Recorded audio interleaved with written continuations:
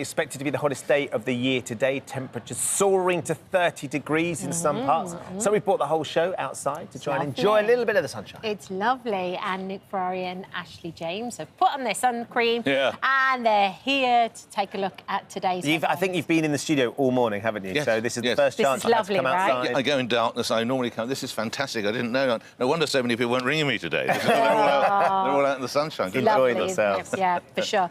Let's first of all talk about King Charles. Well, actually, let's say congratulations first of all to Lorraine. Lorraine and the Check and Change Choir went down to Buckingham Palace, met the King and Queen. Take a look at this picture. Absolutely fabulous picture. Isn't it brilliant? So Lorraine stood there next to the Queen, and then King Charles chatting to Lorraine's producer, Helen Addis. I've known Helen for decades Have now, you? since we first started working, when I first started working at GMTV. And it's just the most magical picture. Shots like that, I'd love to know what he was saying. Oh, something very naughty and twinkly. I think she what it said looks this morning like. that she couldn't share what he'd said, which is even more intriguing. But it's just it was a fabulous occasion for all of them. Yeah. I think more importantly, Nick, King Charles being very honest about how he's felt facing the idea of having cancer. Very honest. Talked about it being frightening and daunting. We took a lot of calls, actually. We had to speak with people who were there. I mean, he's a man in his late 70s with cancer, in good health. He was there for the thick end of 2 hours. He spoke to absolutely everyone, or shook the hands of every single 500 people there. He takes his work so seriously. And he used the sentiments, of course, of the late, great Dame Deborah, who was the Sun columnist, who said, you must be rebellious, embrace life, live. And I just think, what a role model. This is someone who doesn't, I think it's fair to say, he doesn't emote on the same level as his sons. He's from a different generation. I don't mean this nasty, a stuffier generation, let's be honest. So I think for the King to go as far as the King went yesterday is incredibly brave, very laudable, and hopefully inspiration to many others. I mean, it's just supreme work by the King. Yeah.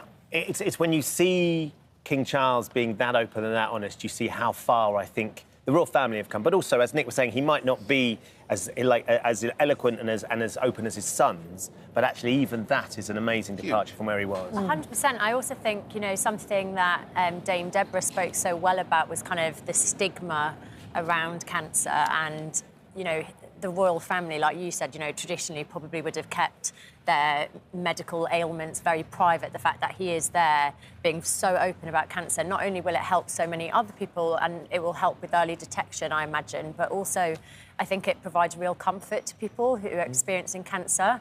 Like, especially my grand's had cancer for many years and she loves the royal family. I'm sure, you know, it provides so much comfort to her to know that, like, I mean, it's a stark reminder that cancer doesn't discriminate, that cancer doesn't care if you're rich, you're poor, you're royalty. But I thought, beautiful. So I spoke with a clinical oncologist today on the show. Yeah.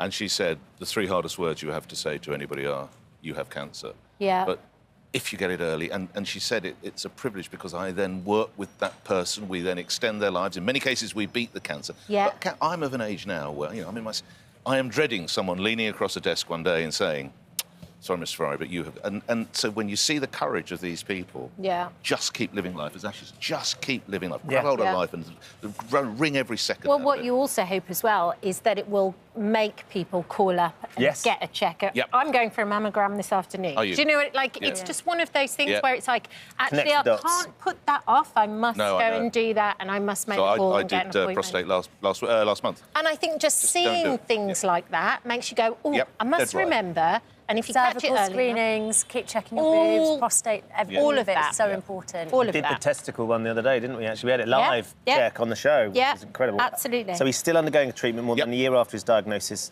He said his cancer journey has given him an even deeper appreciation of the extraordinary work of the charities that were all there. He added that he had reinforced the darkest moments of illness can be illuminated by the greatest compassion. Brilliant. Well done to him. Very great, next one. According to a new study, women need to start having twice as many babies, and it's all to save the human race, Ashley. I love how everyone just turned to me on this one. Tread carefully here. I mean, I think it's very problematic. It's a sweeping statement. Also, you know, men and women have babies, so kind of putting the onus on women that it's very Handmaid's Tale saying that we must have children to save the human race, when actually it's a very personal, individual choice. And I think my real gripe with this is there are lots of systemic issues and barriers that make it very hard for people to have babies. The cost of childcare being one. I have 2 kids in nursery. It is extortionate, and I feel really privilege that I'm able to do that, but it shouldn't be a privilege.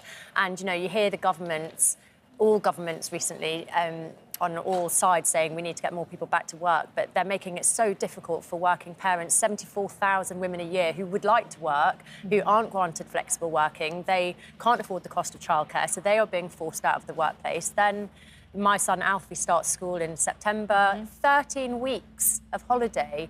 We don't have 13 weeks of holiday in the working day. So it's like, I feel like it's an amazing thing becoming a parent, but it's also a really challenging thing, and I think it's definitely not for everyone. But if they really want women to have children, I think they need to look at why women are not having children. And a lot of that is childcare issues, healthcare issues, very poor postnatal care, especially if you compare it to a lot of the progressive Scandi countries. Yeah. So let's talk about the study. It was journal PLOS 1. Study suggests that due to random fluctuation in birth numbers, a fertility rate, Nick, of at least 2.7 children per woman is needed to reliably avoid eventual extinction, especially in small populations. There are restrictions, of course, as Ashley saying. Did Elon Musk write this? It does sound very doomsday-ish, doesn't it? It does sound, and I get really nervous, and obviously I defer to Ashley on this, but I don't think anyone's got the right to tell anyone how many children she or a couple should have. It is an absolutely fiercely individual decision.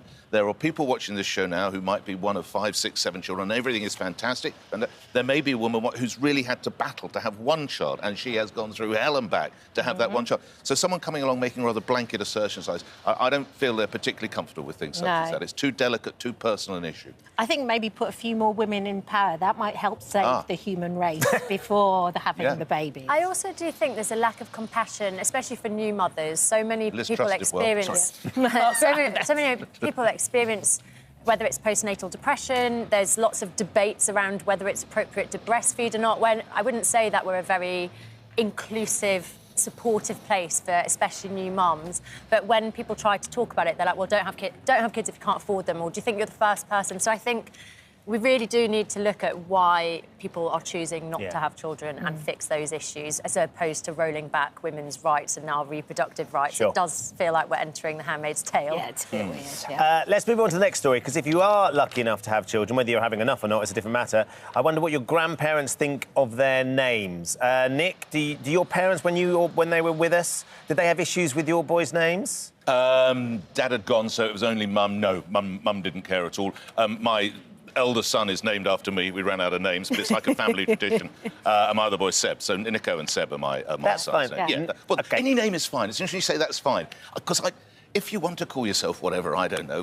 Well, apart from Elon Musk, whose child is called XA, that's kind of weird. But I saw the piece in the paper. I mean, if we don't do this, if we don't have evolution, well, we'll still have Cuthbert and Maud and things like that. I quite like Cuthbert and Maud. So it's a survey on grands next. Yes, grands. 1 in 5 grandparents actually have struggled to come to terms with a grandchild's name because they're not necessarily of the right era, or they can't pronounce them, or they don't really understand why their children have named their grandkids that. So when I told my mum, my son's called Alfie Rivers, so that's quite a wacky middle name, I think, for quite a traditional mother. And I said to her, do you want to know what we're going to call him? And I said, Alfie Rivers. And my mum just went, all right, well, I guess you've got 9 months to change your mind. And then when my sister didn't tell anyone the name until Jasper was born. But anyway, my mum had said, they were talking about names, and my mum was like, you're not going to call him something weird like Jasper, are you? No, did she really? So I feel like my mum definitely has made it quite head. clear that she didn't love the names. But I think once you get to know them, but it's so right. Names change from every season. Like even 10 years ago, I feel like names like Alfie, Albert, Ada, they're quite... Are they Victorian? I love that. Why look at how they're Victorian? I mean, are they from your era, Nick? That's just ageist. So here we go. 2023 baby name register in England and Wales. No babies were named Leslie, with a Y or an IE, Karen, which I think might be to do with this thing in America where people get angry and called Karens. No Phyllis's. No Phyllis. Phyllis Logan from Lovejoy. I feel like the Phyllis actress could make was a comeback. amazing. Phyllis definitely yes. could. But a shout-out as well, if you're watching and your name is Lorraine, Cheryl, Tracy, Carol, Marion, Hilda or Susan, fewer than 10 babies in England and Wales. And for the blokes, Neville, Nigel, there might be reasons for that, Roger, Norman, Dudley, Cecil, Gary, Keith and Gerald. It would be quite weird to have a baby Keith. It would. Keith feels like an older name. What about Hilda? I feel like there's Hilly, names for dogs. Hilly, but they all go small. A little Hilly running around. Yeah, It's quite cute, yeah. isn't it? Yeah, I think they're more doggy names, like Barbara. I like to call a dog Barbara or something like that. You're going to be like offending old lots of human- Barbaras. Human name. I'd but like to call a dog Barbara. I Is there a agree. psychologist or on hand? Or a Norman. A or dog called I Norman? agree, Yeah, those I kind of think old, that's like Brian. cute. Great Yes. name for a dog. Yes, agree. We'll always have naughty Norman in Fireman Sam, though, so Norman's not going anywhere. I like that, particularly. Yeah, not a lot. Shall we talk about this final one? Have we we got got time? We got a little bit of time for this. Eyelash shaving. Yeah. I've never heard of No. it. It sounds like torture. No, it that's doesn't right. sound pleasant. Do trimmed eyelashes make you look more macho? This is for the blokes. It'll be Yeah. hey. Oh, it's the latest trend at the barbers after a clip of the treatment went viral, and apparently it's to make you look more masculine.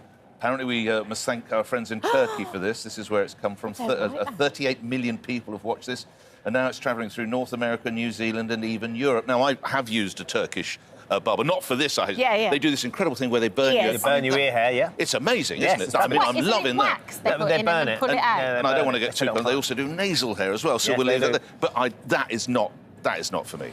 That is not for me. I think we're missing a trick here, Nick. Oh, you're not going to make me do it, Well, are you? because we've got a team that can do it. We can see how masculine you look. If you Well, just let I us mean, there are many shave things your I've prepared to do eyelashes. for this morning, but this I'm is just trying to look at you, but and traditionally your eyelashes aren't particularly long, are they? I'd say No. they're quite long, but they're very fair. They're very Yes. They fair. are very fair. Can you say? I mean, Ashley, I'm not suggesting that they aren't your eyelashes. They are not my eyelashes. Okay, I didn't suggest that. Can confirm. Do you think this young man looks more or less masculine with shorter eyelashes? I feel like, have we gone too far with gender stereotypes when eyelashes are now considered too girly? My son's got amazing long eyelashes. loves long hair. Yeah, and I feel like, everyone comments on his eyelashes. Are they now eyelashes considered too girly? It's bizarre. It's interesting they think it makes him look more masculine as well. Just a bit more aggressive, maybe? Well, I do get it because naturally they're associated with women, but Eyelashes I think they're beautiful.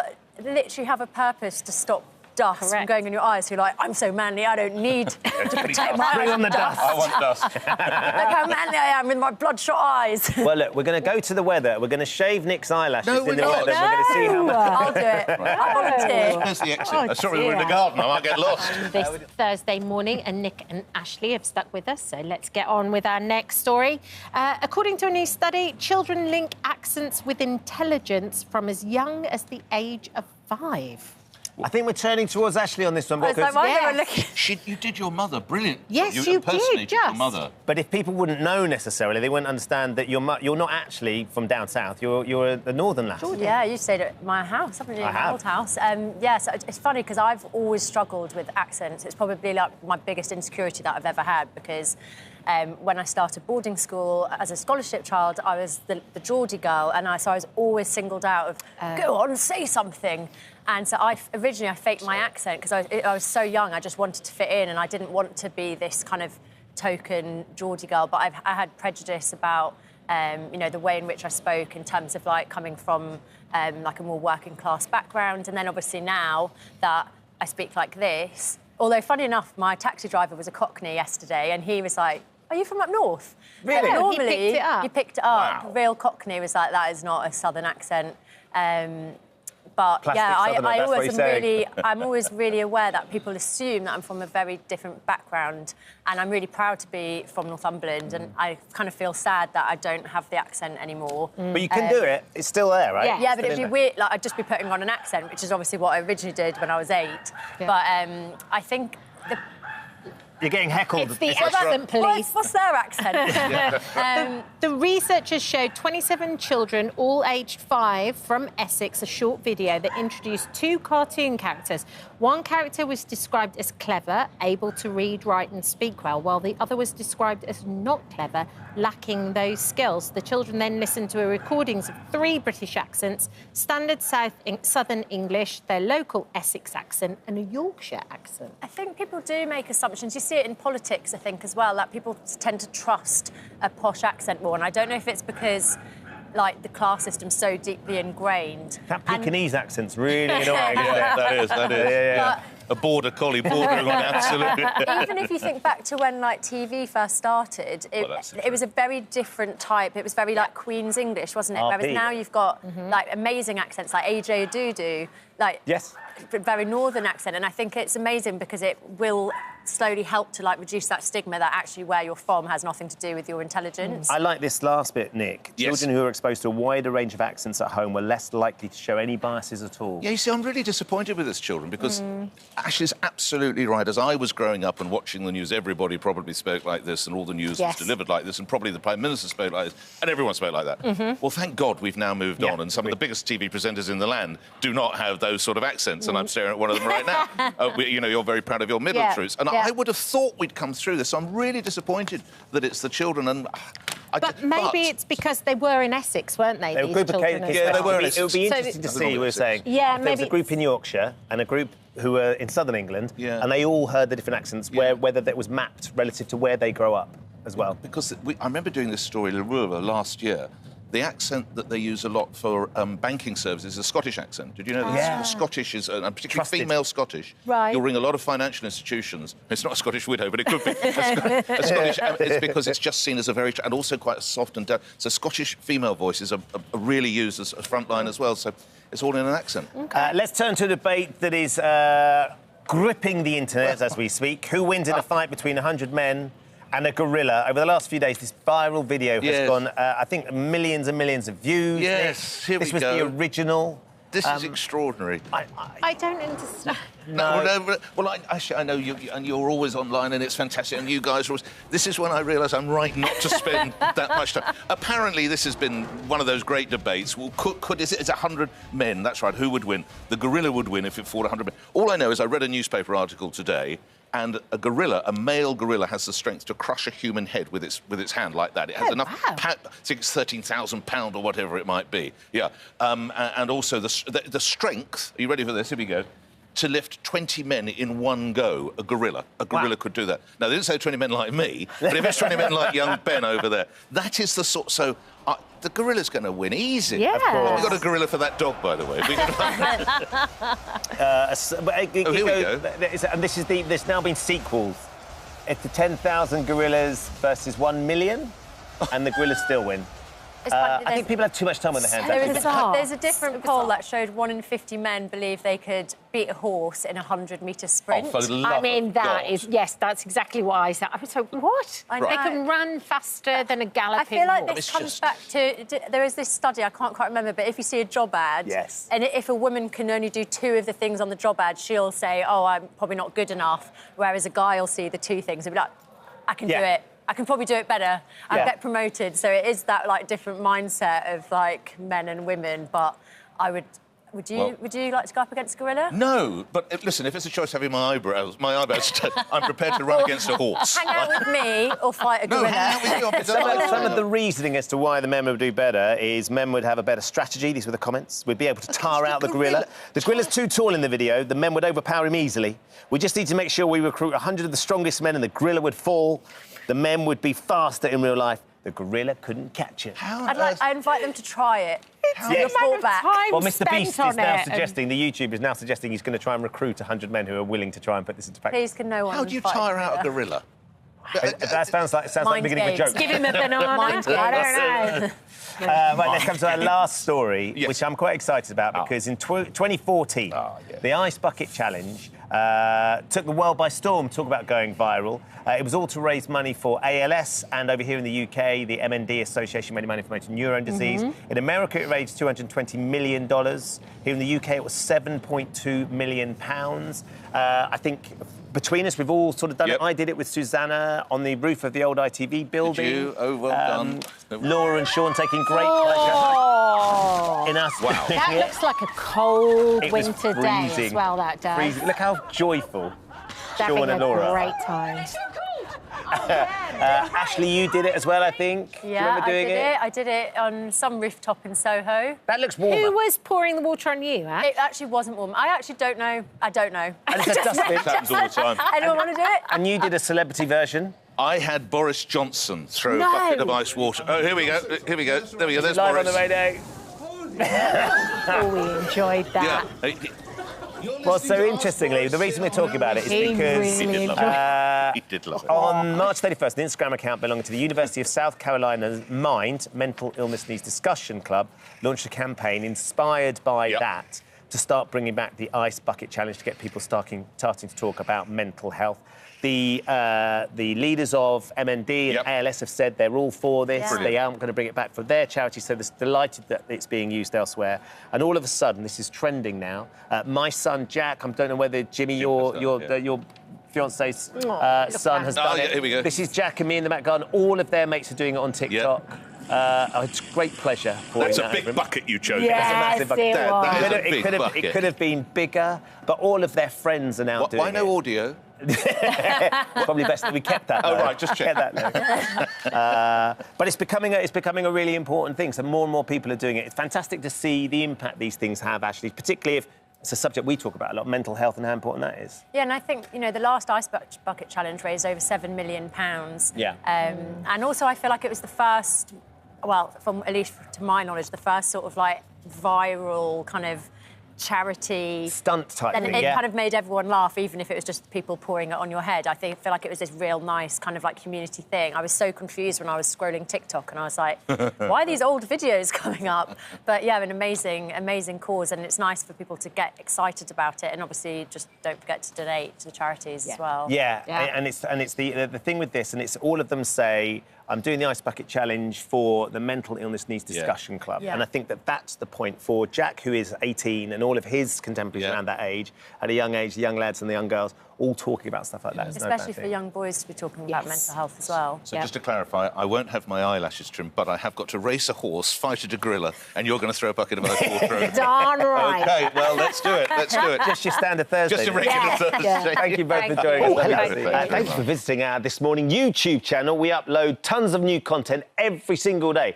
So hit the subscribe button, like all the videos, and don't miss out. We'll see you in the morning.